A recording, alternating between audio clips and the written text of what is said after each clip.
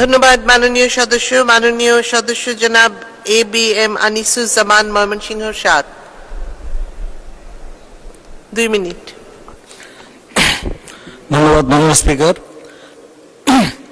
আমি মহান সংসদে আপনার মাধ্যমে জানাতে চাই, আমার ময়মনসিংহ জেলা ৩৩ উপজেলা, আমার নির্বাচনী এলাকা ১৫২ ময়মনসিংহ ৭।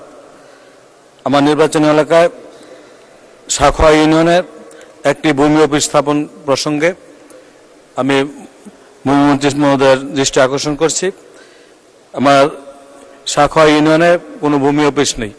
আমার এই এলাকার প্রায় ৩০,০০০ মানুষ ১২ কিলোমিটার দূরে তাদের আরেকটি ইউনিয়নে তাদের ভূমি সেবা নেওয়ার জন্য যেতে হয়।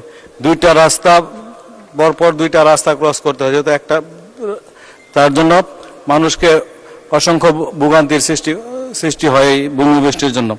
এলাকার সাধারণ মানুষ এই ভূমি অফিসের জন্য তারা নিজেরা জমি দান করেছেন।